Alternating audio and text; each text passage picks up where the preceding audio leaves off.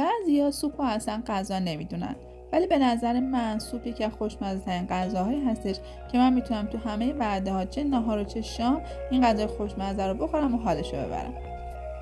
ولی اگر از سوپ‌های تکراری خسته شدین، امروز میخوام یه سوپ خیلی راحت و خوشمزه بهتون یاد بدم به اسم سوپ ازوگلین که یک سوپ معروف و پرطرفدار تو ترکیه است. خیلی هم درست کردنش راحته و سریع هم آماده میشه.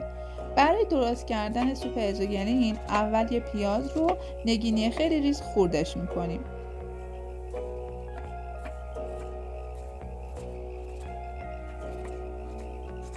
برای این سوپ ما نیاز به دال عدس، بلغور گندم و برنج داریم.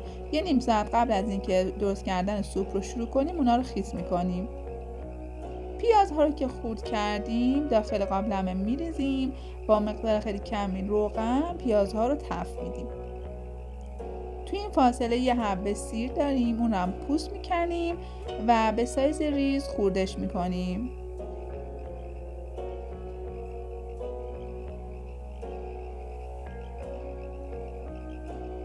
پیازها رو حرارت میذاریم، با مقدار خیلی کمی روغن تفتش میدیم. یه کمی که پیازها سبک شد کافیه. حالا سیر رو اضافه میکنم و سیر رو هم یه کمی تفتش میدم. یه ذرم کره میریزیم که عطر و طعم سوپمون رو فوق العاده میکنه. حالا نوبت اضافه کردن ادویه هامون هست. زردچوبه، فلفل سیاه و پول بیبر رو میریزیم و یه کمی تفت میدیم تا رنگشون باز بشه.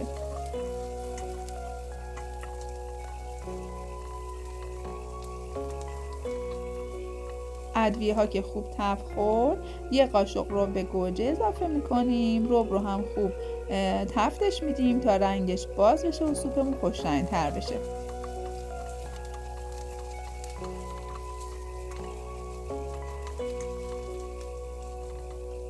حالا دال عدسی رو که خیس کرده بودیم اضافه میکنیم. یک استکان دال عدس کافیه، چون وقتی خیس میخوره حجمش بیشتر میشه. بلغور گندم و همینطور برنج رو هم اضافه میکنیم. حالا یک کمی اینا رو با هم تفتشون میدیم.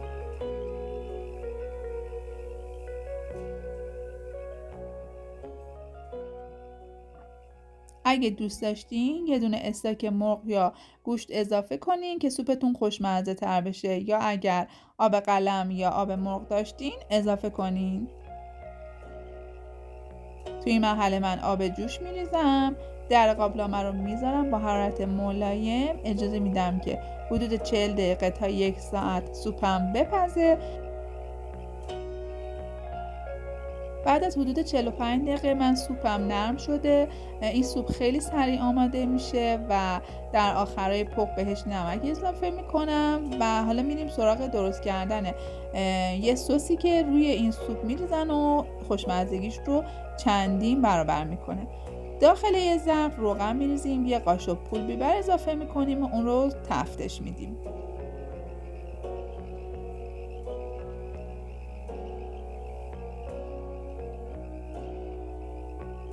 حالا این کار رو با نعنا خشک هم تکرار میکنیم. یه نعنا داغ خوش عطر آماده میکنیم. پول بیبر و نعنا داغ که روی این سوپ ریخته میشه طعمش رو خیلی فوق العاده و خاص میکنه. بعد اینکه اینا آماده شد میریم سراغ سوپمون. سوپمون رو با هر وسیله‌ای که دارین، گوشت‌کوب برقی یا میکسر، اون رو کاملا میکسش میکنیم. حالا دیگه سوپمون آماده است. من چند دقیقه دوباره روی شعله میذارم که یه کمی غلیظ‌تر بشه. نمکش رو میچشم و اندازه میکنم و دیگه تمام.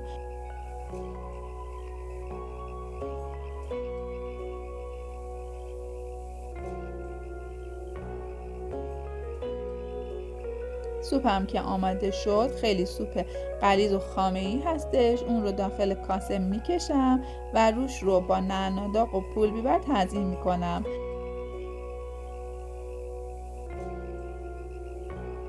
این سوپ خیلی خوشمزه و خاصه. درست کردنش هم که خیلی راحته و خیلی هم سریع آماده میشه برای مواقعی که وقتتون خیلی کمه و دوست دارین یه سوپ گرم و داغ بخورین، همین سوپ ازوگلین بهترین گزینه است. حتما درستش کنین.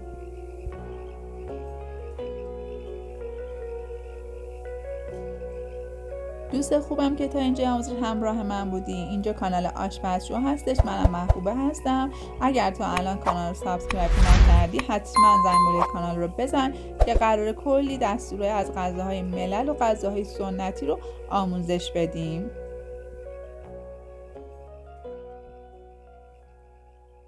و به به، در نهایت با این لیمو ترش تازه که روی سوپم میریزم دیگه طعمش تکمیل میشه و آماده خوردن.